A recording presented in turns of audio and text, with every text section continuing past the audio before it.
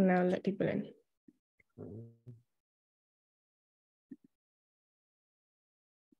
Yeah, I can see. The presentation, please.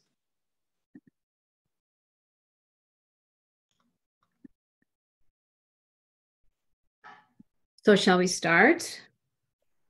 Well, hello, everybody. As Jeru says, good morning, good afternoon, good evening. Welcome. Happy to have you participate in yet one more session of Catalyzing Change Week. We're very excited to present the short version, the very short version of a Once and a Future Peace, which is a film that was produced really to focus and bring more attention to the work of restorative justice practitioners, and in particular, an exciting new peacemaking circles project in Seattle and Washington. And so if I may introduce my co-presenter, Richard Burbidge, and but before I do that, I think Madalena has our Catalyst introduction.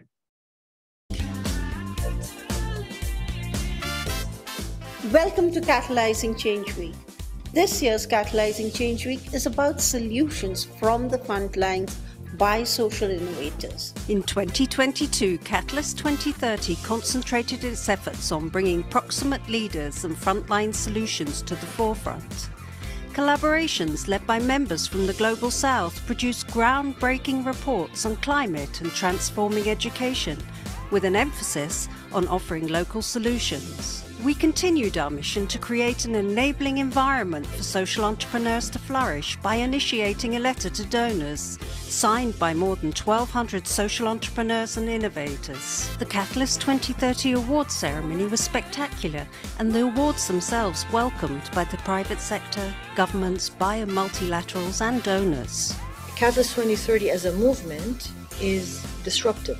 One of the best things I think that's come out of Catalyst 2030 so far is incredible collaboration across the ecosystem that just didn't exist before Catalyst came into being. The thing I love most about Catalyst is that it's an open movement for social entrepreneurs around the world. I'd encourage anyone who's looking to be more connected with their local communities around social development goals to come along to Catalyzing Change Week. Welcome to Catalyzing Change Week.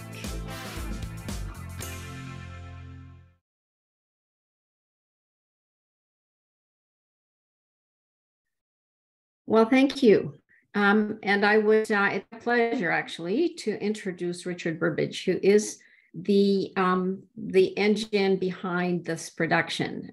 Richard is a brilliant litigator, a leader of the bar in Utah in the United States, formerly a president of the International Academy of Trial Lawyers.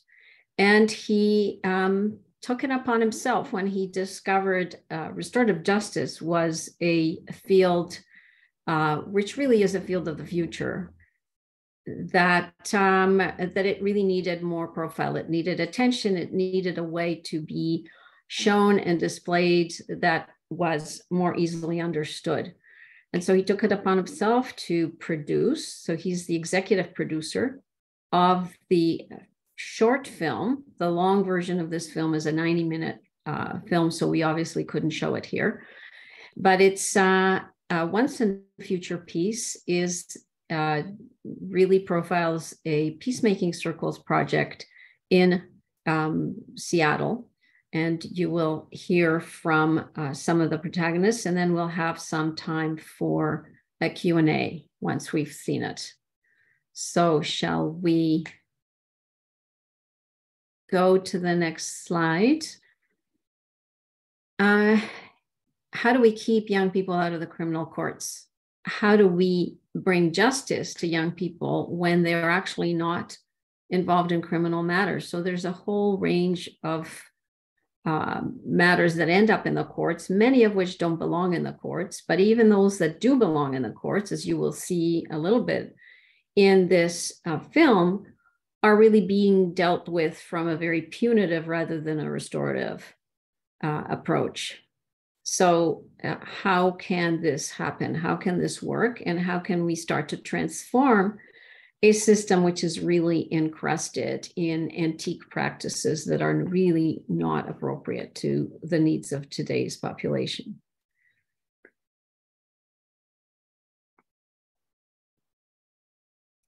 So Daniel Metzger, an Emmy Award-winning documentary filmmaker and a two-time Sundance Documentary Lab Fellow, producer Michaela Birdsley, and executive producers Richard and Suzanne Burbidge.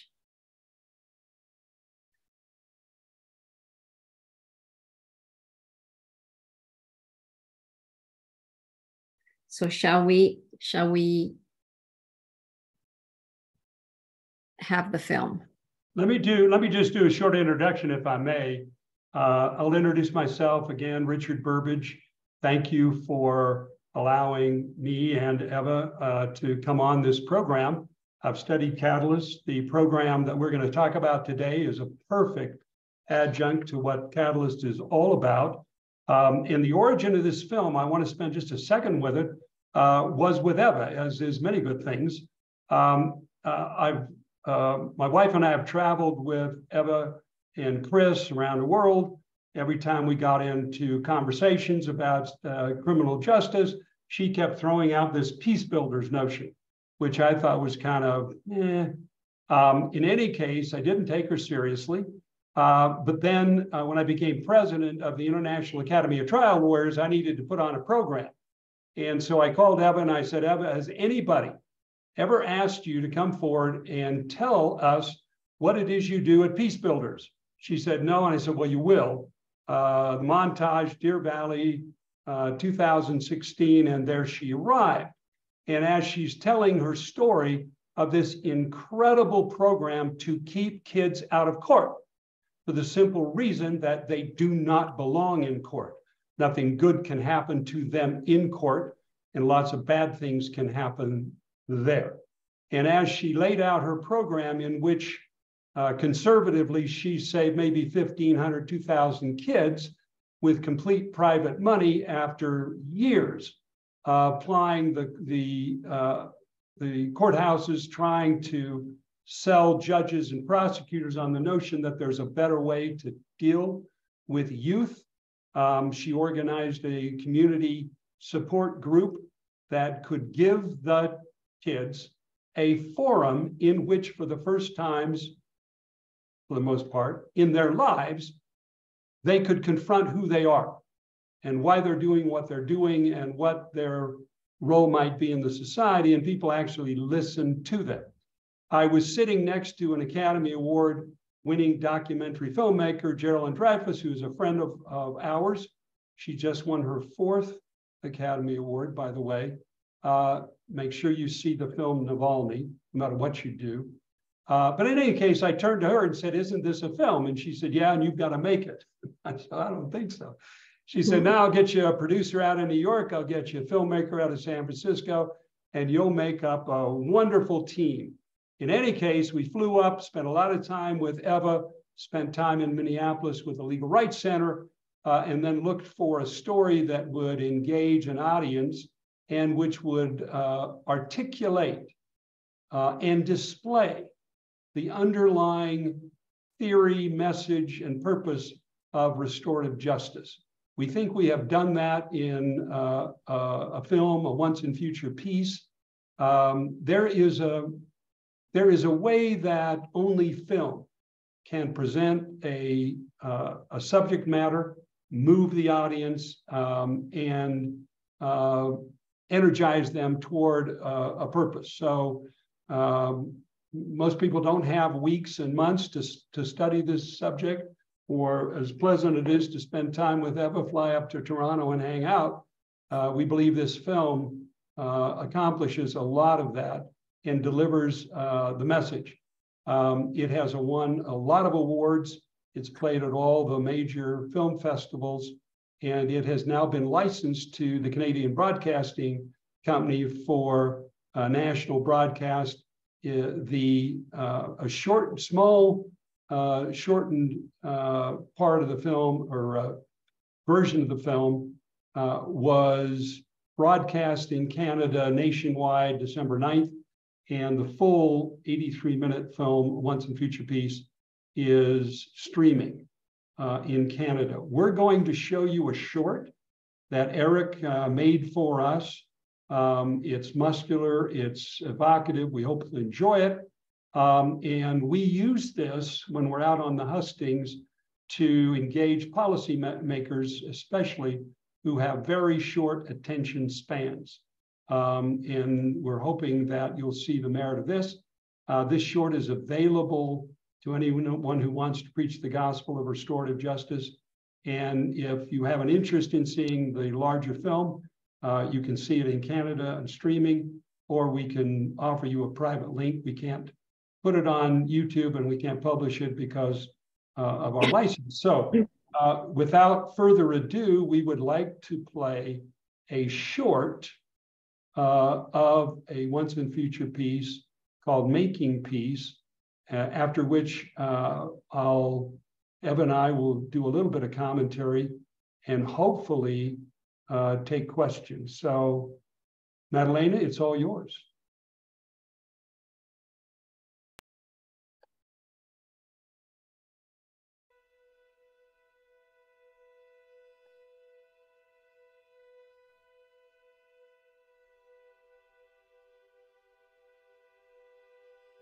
We've now designed systems to deal with the conflicts in our countries, and in our homes, in our schools, in our churches that have nothing to do with the values that we share. Holy shit. No wonder we're in trouble.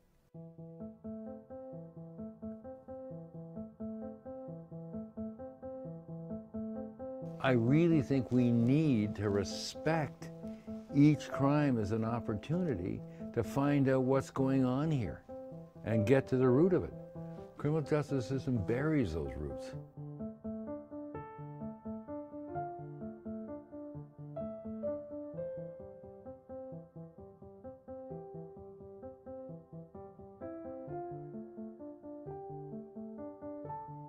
I have to say, and I'm ashamed to admit it, when I first heard about Peacemaking Circle, the name caused me to kind of mock it and ridicule it as some hippy-dippy stuff.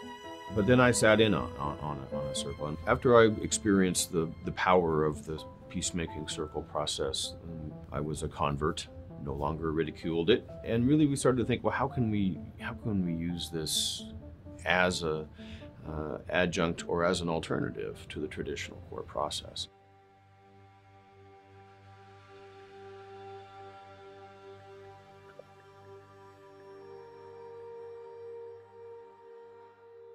Well, I remember I was sitting with my mom and my public defender. I can't recall her name now, but I was just angry.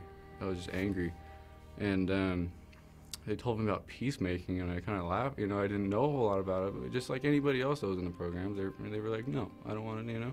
I thought I would be going into some type of like AA type of like establishment, like super like creepy. And I just wasn't talking to nobody. I just sat down, didn't say anything. A lot of harm in the world comes out of unresolved loss and grief. We live in a culture that suppresses loss and grief, that doesn't provide ways for the members of the community to really process deeply, because showing emotions is considered weak. This is a very important moment. You can either go back and do the things you were doing before, and it's either going to lead you to an early grave or to prison, or you can take this moment where all these people love you and they want you to succeed, and you can go in a different direction. And you know, like everybody started like opening up and like telling each other like mistakes they made in the past, good things they have done, their situation, their emotions. And putting everything out there on the table for everybody to go attack it, and then having nobody attack it, and everybody putting out their own feelings as well was, I don't know if I want to say uncomfortable, but it was definitely different in a good way. You see, when a young person comes into court, their attorney rightly says, don't talk. I'll do all the talking for you. That's what a good attorney is supposed to do. When you come into a peacemaking circle, and all of a sudden this talking stick is in the hands of a 16-year-old boy. And all of the adults and everybody else in the room is leaning in to hear what he has to say. That is a powerful moment. The first time I actually shared something personal of importance to me, I started to cry. And I was like, fuck, why do I have to cry? Really? Like, is it really that important? And I thought I was gonna get chewed out, you know, but there's some kids in there that, you know, they're like, hey, I'm there with you, man. You know, I respect you for sharing that. It kind of goes back to this thing. If I cause harm and you want me to be accountable, do you create the condition in which I can understand that I've caused harm, that I can tolerate the humility, the shame, the looking at it, and understanding the harm you've caused to somebody else, and then go forward? Never really had the time to just like think about my emotions, think about what my mind is saying. So being open to that at 16, I was like, it was really a good opportunity, and it helped me a lot. And it kind of molded that into my head that that's an acceptable thing, to be in tap with your emotions and think about the people you hurt with the stuff that you do. I think that was a big game changer for me. When you sit down together in a circle, you want to have some order. How are we going to be with each other while we're sitting here together? What values do we have that we share? It's an exercise that I've done now for years, and other people who do circle training do the same thing. And all over the world, people come up with the same personal values. How could that be?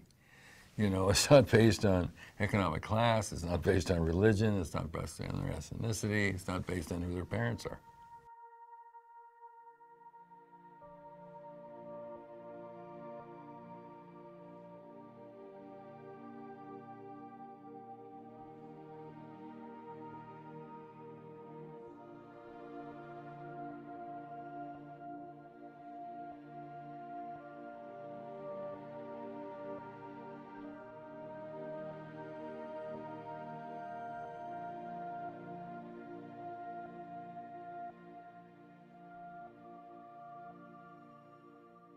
The power of prosecutors in criminal justice reform is that it doesn't happen without prosecutors. You can have the most well-intentioned judges, defense attorneys, even in large part police officers, but if prosecutors are not interested in criminal justice reform, you will never have it.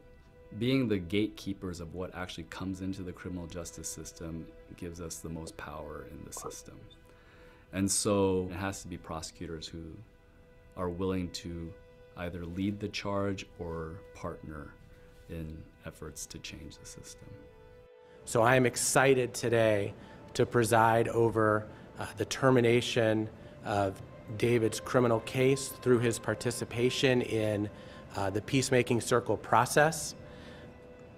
In the 14 months of working with David and his family, we have completed 22 home visits, 84 phone calls, a minimum of 205 text communications with the team, 11 school visits, 14 peacemaking circles. Notable, when we asked David to leave the street life, he was not reluctant at all. He was fully prepared to give up that life and to step into his own healing and the healing of the community. Most of these kids have got a really strong back. You know, they're strong-willed. The more you hit them, the more they hit you back. When you actually deal with the healing that's necessary, they start to heal themselves.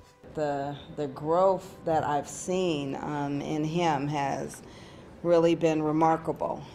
When he came into juvenile court, I was concerned. There were these robbery charges. A weapon was used. I really wasn't sure about this young man. He wasn't going to school. And I kind of looked at him and kind of shook my head and thought, I don't even know if I feel comfortable with him being in the community. But I look at him now, he would be welcome at my home anytime. Peacemaking Circle, in so many ways, is so unique. It helped us deeply understand what happened and why. He wants to read his apology letter? Okay. I think that would be wonderful for everyone to hear. Quiero pedir disculpas por lo que hice, darte las gracias por dejarme participar en el Círculo de Paz. Somos de Durango, México. Nos vinimos cuando yo tenía 12 años. Mi papá es un lavatrastes en un restaurante y mi mamá casi no puede trabajar porque está enferma. Batallamos para conseguir la renta. La noche que hice el accidente sentí un poco de presión porque sabía que pronto tenía que comenzar a contribuir más económicamente en la familia. Ese día cuando decidí robarte, yo recuerdo que te dije que me dieras todas tus cosas. Me dijiste que por favor que no te hiciera daño porque tenías familia.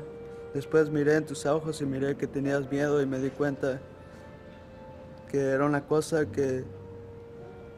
en mi vida que jamás voy a poder olvidar. Probablemente pensaste que nunca verías a tu familia y que tu familia tendría que pagar por mi culpa. Tal vez pensaste que si ibas a vivir o no. En ese momento pensé en mi familia y también me puse en tu lugar. En ese momento me di cuenta que era igual que tú y que tienes familia, que te quiere igual que yo. Quiero que en verdad sientas lo que estoy diciendo porque no hice esto nomás para salir de problemas. Quiero hacer este proceso porque quiero superarme y ser alguien en la vida. Esto me ayuda, estoy estudiando en la escuela y también trabajando.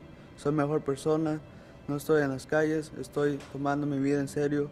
Me ayuda a ser una persona honesta y ser responsable por mis errores. Espero que tú puedas superarte en tu vida y de nuevo gracias por la oportunidad de cambiar. Sinceramente, David.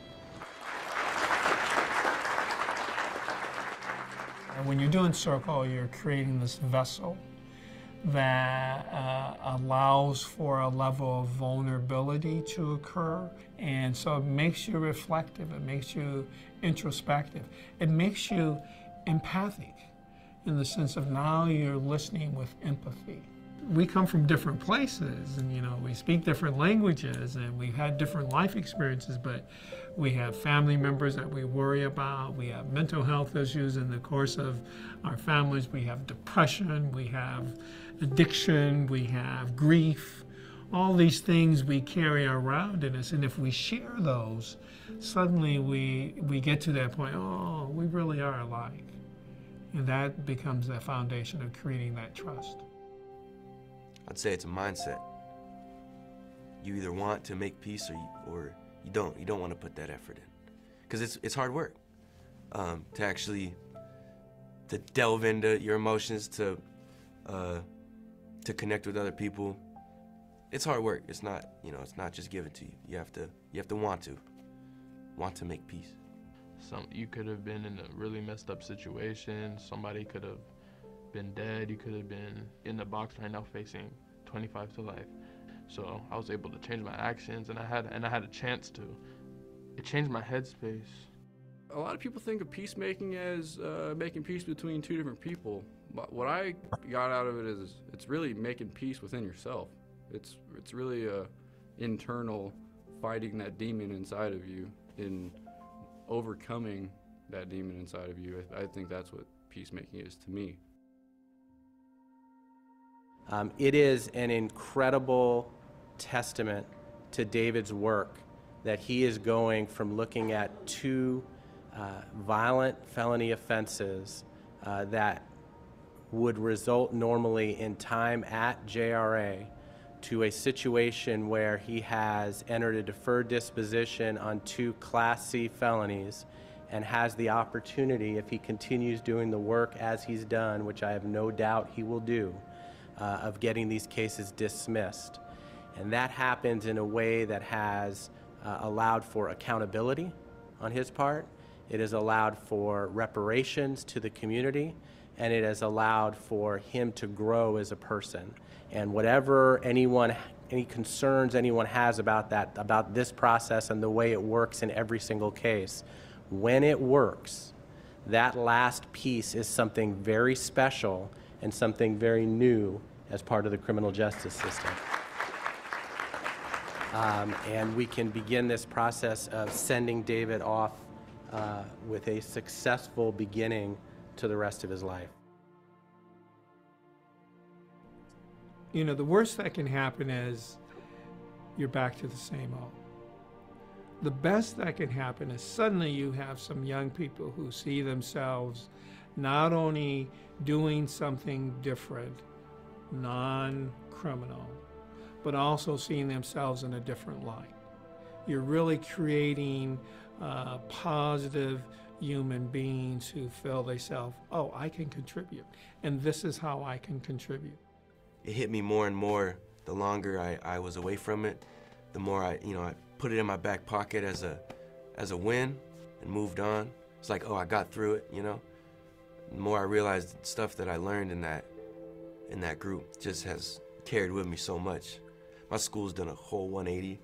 You know, I don't know if it's because of this, but I've dropped out of high school before. Now I'm going to Washington State University. I don't know what happened in between, but it changed my life. It just changed my life. I believe that circle process represents a profound paradigm shift, because our current structures are power over structures. So a restorative process should be transferring power. A restorative process should be involving everyone who has a stake in the outcome, both in what happened and what's done to respond to what happened. All stakeholders should be involved. Decisions should be made by consensus. Everyone has a voice. As I see this process of circles in the community evolve, I want to see it everywhere. Schools, courtrooms, jails, hospitals, behavioral health system, child welfare, anywhere you think where people gather, because it becomes the foundation of this paradigm shift. Because we have been so wedded to the process of there always has to be a winner and a loser. I think in Circle, it's a process where we create win-wins, not only for the individuals involved in it, but for the community as a whole. So it's about democracy. It's about community building. It's about people recognizing that they need to step up if they want a better community than what they've got. It's going to take an awful lot of people in the justice system to be able to have the courage to step up and do that. And I think they are now. I really think that we're on the cusp of a change.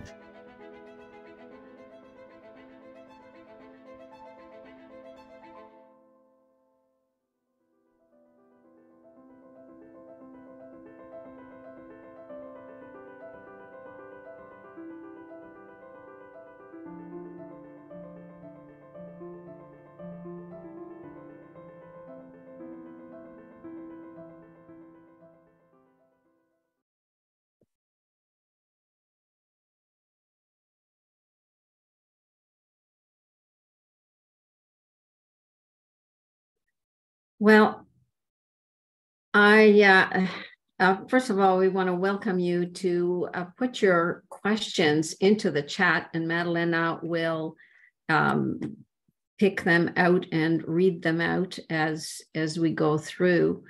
I want to ask Richard a question, because it's such a powerful short, and it is only a fraction of the 90 minutes that you see when you do finally get to see the full film. How does it hit you every time you see it? It hits me more profoundly. And the reason for that is it gets to the heart of what restorative justice is all about. It's what I studied with you up in Toronto. It's what we studied at Legal Rights Center. But the bottom line is we inherited, in the United States at least, a retributive justice system. And so when a crime is committed, we only ask two questions. Who did it? How do we punish him? And if we punish him, we separate him, we stigmatize him, we marginalize him, and we put him away. But of course, you don't put him away. You have to put him in a facility that costs more than if you were to send them to Harvard or Yale for college. And the longer that you keep someone contained that way, the longer you will keep them that way. The more injured they will become and the greater burden you will have to bear. It makes no sense. So, you know, what we looked at together, Eva and I, is, you know, the definition of insanity is to keep doing the same thing and expecting a different outcome. You will not get a different outcome. And what restorative justice brings to the table is we understand that nobody rents a car to a kid under 25. Why is that? Haven't done it since the 50s. Why is that? Because they haven't fully matured. There's a period of time there when we really can work with them. And you must not work on them. It won't work. You cannot change people. You cannot process people. They have been worked on. They have been abused. They have been beaten. They have been ignored. They had that. That won't work. The question is, can you give them a context in which they can come to understand what they did, how it impacted the society, why does the society care, how can they make amends, and what is there in life for them in that society? And that's what Eva and the Peacebuilders in Toronto have done so brilliantly. The International Academy of Trial Lawyers put together a pilot program in Minnesota, Minneapolis, Minnesota, which is so successful that the county has now taken it over. What we're trying to do is establish these, and we are establishing these pilot programs around the country. And it makes so much sense. It saves so many people and it saves so much money, because what you're really doing is understanding that every one of these individuals is an asset. They are part of your community. You're going to have to deal with them. And if you can empower them, if you can give them to understand who they are and what role they might play, such that they can take on those responsibilities, then you've built, instead of a liability, you've built an asset. So it's an incredible reversal of your own fortunes. And we've studied our pilot program.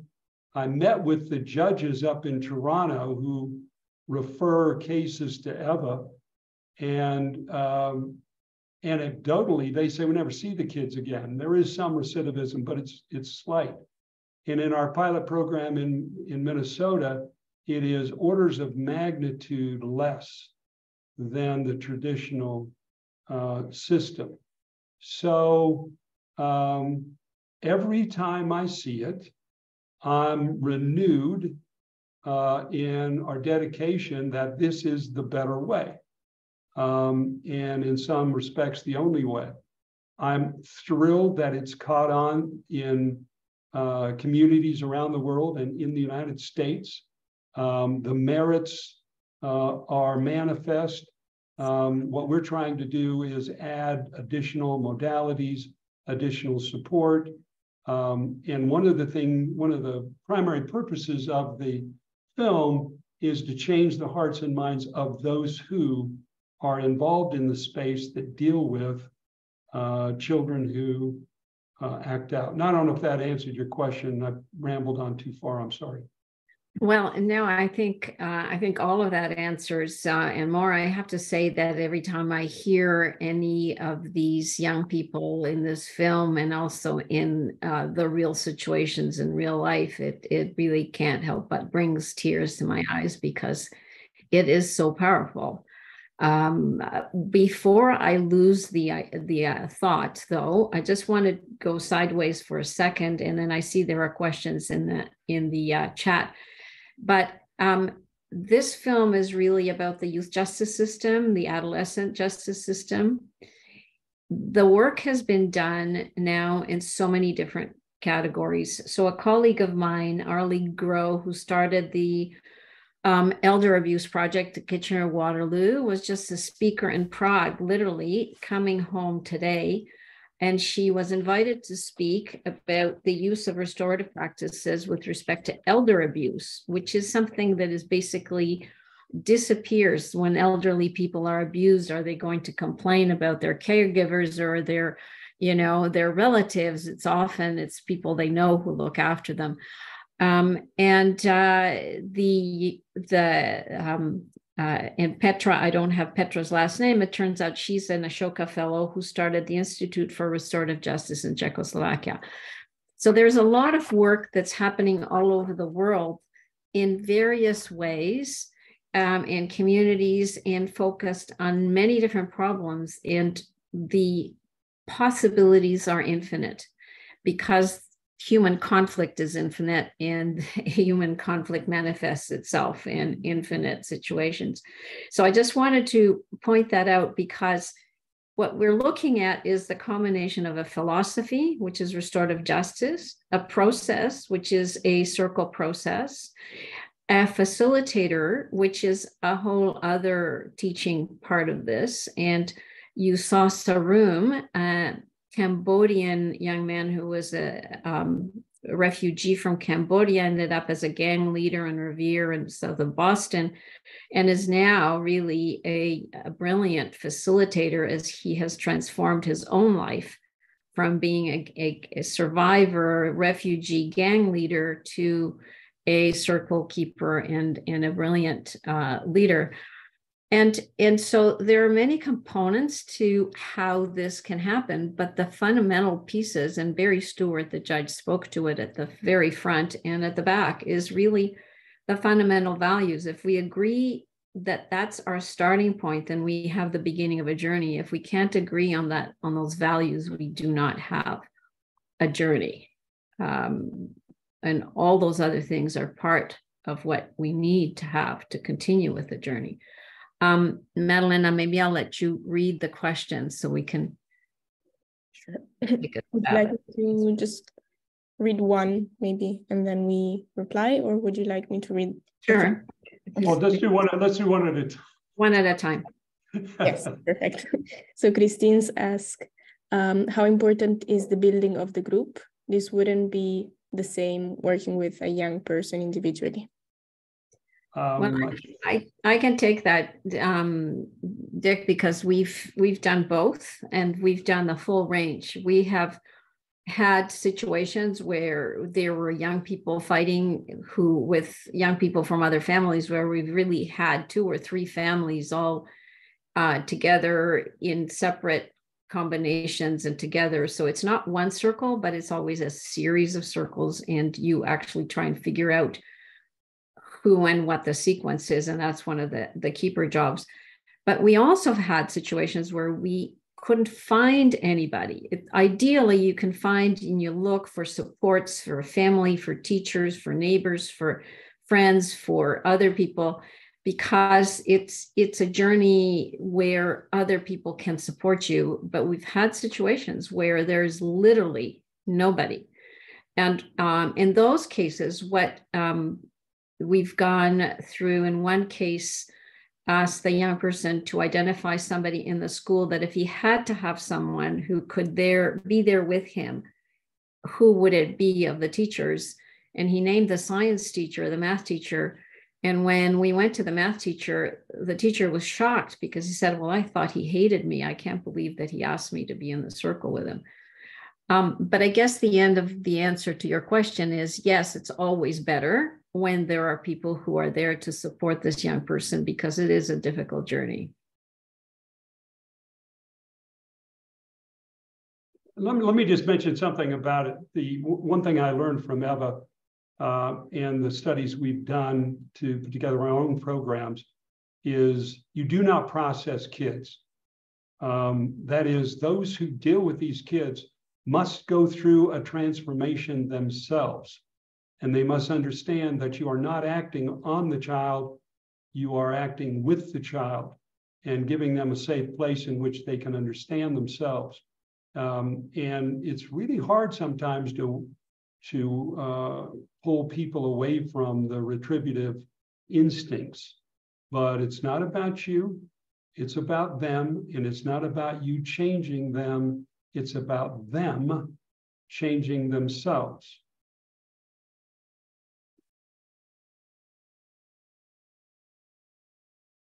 Amazing. Should I read the second question? Yep. Sure. Read it louder. I'm having a hard time hearing it. David says, I would love to see the whole film. Is there a link where I can watch it in the UK? Answer yes. So if you just look up Richard Burbidge, Salt Lake City, Utah, you'll find me. Give me your email address and I will send you a private link.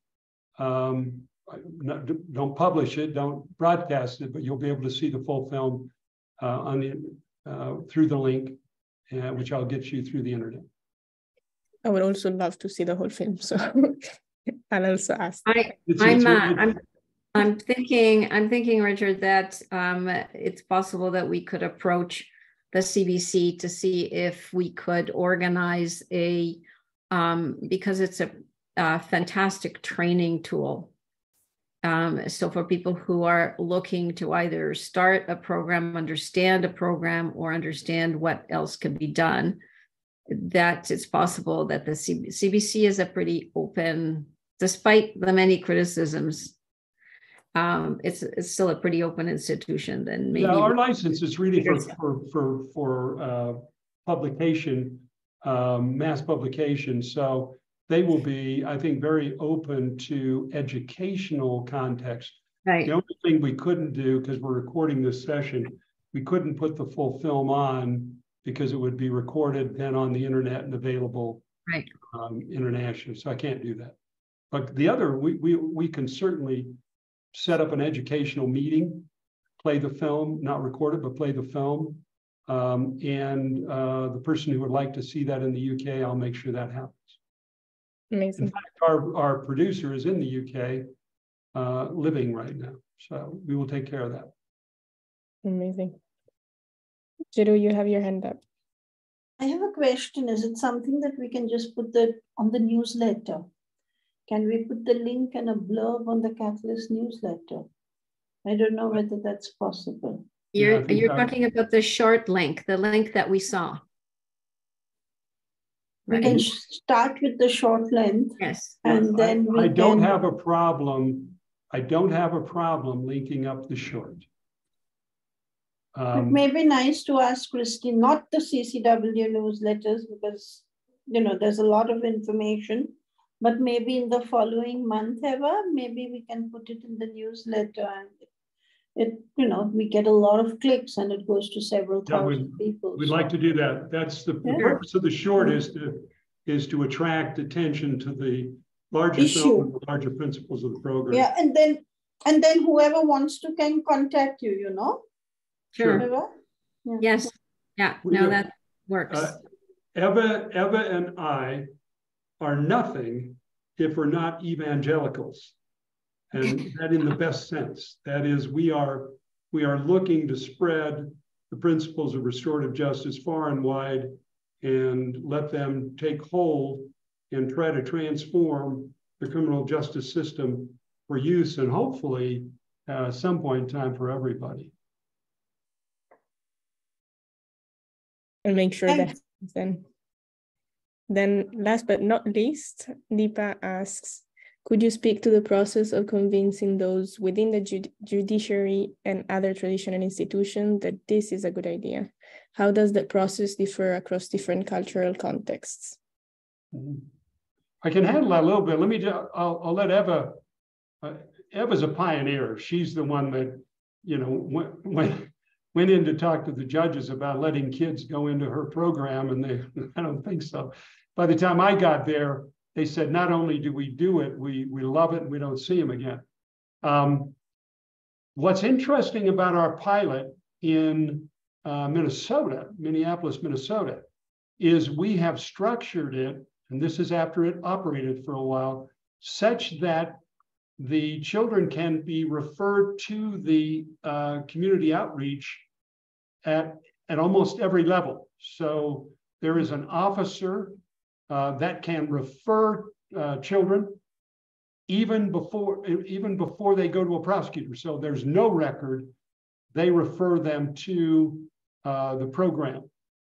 They can be referred by prosecutors or judges. The most resistant element are prosecutors. I'm not dissing them at all. It's their job to protect the community. They are very risk averse. I spoke to a national meeting of prosecutors here in Salt Lake last summer. We played the short. It was great acceptance, a lot of cards, and we've converted. The county attorney of Ventura County, California, asked if he could see the film, showed it to him, called again, can I show it to my staff? Called again, of course you can. And then 4 or 5 months later, I get a card. This is our program, restorative justice program, now in effect, inspired by the film. Thanks for making it happen. That's the fulfillment of the film. So I mean, the answer to the question isn't one thing, is it all depends on who it is that you're trying to persuade and what you think their weak spot is. And it's really sort of both strategy and common sense. But, you know, some people really need the hard evidence. They need to see that some young person who really came in with whatever the charges were has come out, and in our program, each one of them gets to write a reflection piece, which then tells the court exactly what he feels and how he feels about it. And so you heard it in his video, you heard the presentation verbally. In our courtroom, the judge asks the court reporter to go off the record and then has a regular conversation, Q&A, with this young person. And basically asks them. So it's not just hearing a report from the young person, although they could. It's individual in every case. But they literally sit and ask whatever questions they feel they need to ask about that particular situation, about their life, what are their plans for their future, what else are they going to do, and so on. In what's interesting in the film, and you can see the comments in the long film, the 90-minute version, that each of the justice officials, if I can call them collectively, that the Crown, the judge, the prosecutor, and so on, participated in a several-day-long circle training workshop. And sitting in a circle, regardless of whether it's a training or a real circle with somebody's life in the process, sitting in a circle is always a real experience. It's not an experience where you sit as an observer. You are always a participant, which means that you get to not just think, but feel the emotions that are going around. For, you know, you saw a little bit of that in this film with an incredibly powerful statement by some of the young people. And so the comments that each of the justice officials in the big film make is that really transformed their understanding, because they understood the process at a completely different level. This wasn't a university course where you open textbooks or you do something online. It isn't really just address your, prefrontal cortex, as they call it, your logistical brain, but your emotional brain. So it addresses the feelings that you have, however you have them, and it's all the different dimensions of feelings. And it connects on that level. And as long as the circle is based on actual, legitimate, shared values of respect and honesty and those kinds of things, it is a powerful and a safe circle. What we haven't talked about, and it's a completely different conversation, is when does a circle become not safe? And it becomes not safe the moment any participant chooses to move away from any of those values. So someone who starts to lie, someone who becomes disrespectful, someone who becomes, and in those situations, the circle comes to an end, because you can't have a circle where not everyone has agreed to abide by those values. And it's one of the jobs of the circle keepers to make sure that it's a safe circle, that makes sure that those fundamental values are applied and lived with and demonstrated in, which is why I said the values are really the starting point and the ending point, and nothing else is possible in this process when those aren't applied. And in an interesting way, that is a big difference between the justice system, where no one talks about values. You have your rules of procedures, you have your case law, you've got arguments back and forth, you've got all kinds of things. But, you know, then there are, of course, ethical requirements of members of the legal profession and so on. But it's not one of these situations where somebody starts lying. You actually, if you can't get beyond that in a circle, that is a problem. How you deal with it, of course, there is a whole other learning component. But it's back to the original question. One very powerful way of persuading people that this is something worth doing is have them sit in a real circle or real training. The other thing I need to point out, because it's really important to understand the system, you must have a criminal justice system as a backup. That is, it cannot be that there aren't any consequences to someone deciding not to embrace restorative justice for the safety of the community. And what's really interesting, as you saw in the film, in the short, is that even when they've fulfilled their duties and responsibilities, many of the kids want to stay in the program to serve in the restorative justice circles.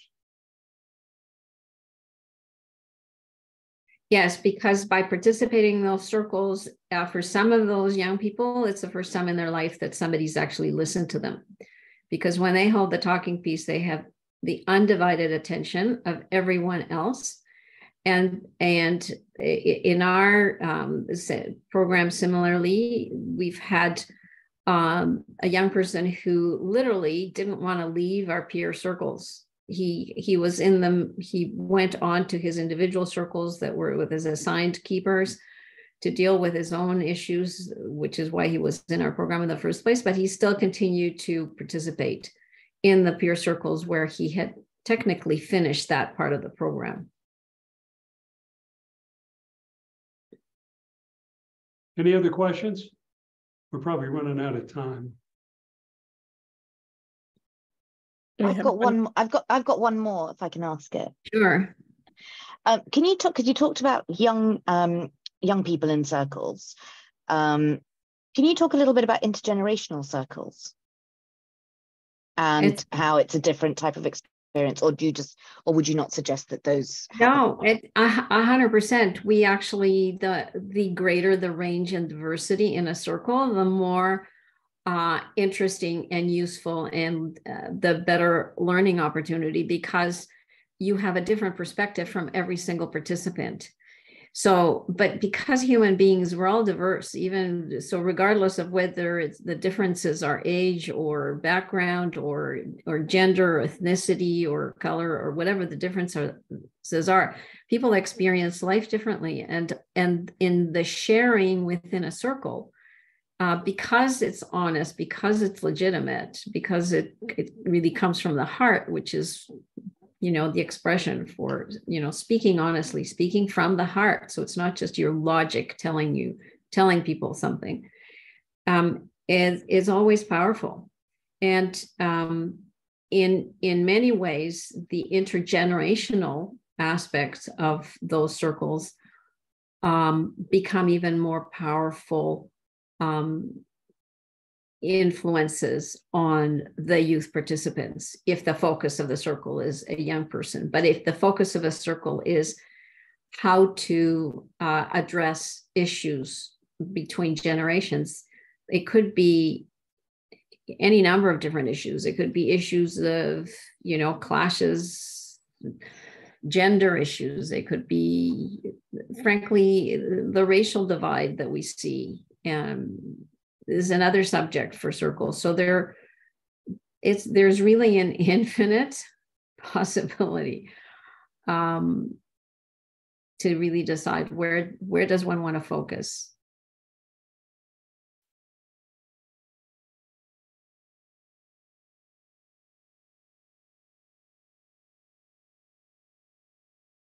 Any other question? Otherwise, I think we can wrap up. We're a minute over time. I just wanted to thank you, really, Eva and Richard, because I was talking about this with Anthony on the side, and it was really, really interesting and touching. So thanks for Very welcome to see that. Well, thank you, everyone. Thank you. Deepa and David. Yeah, you're in there somewhere.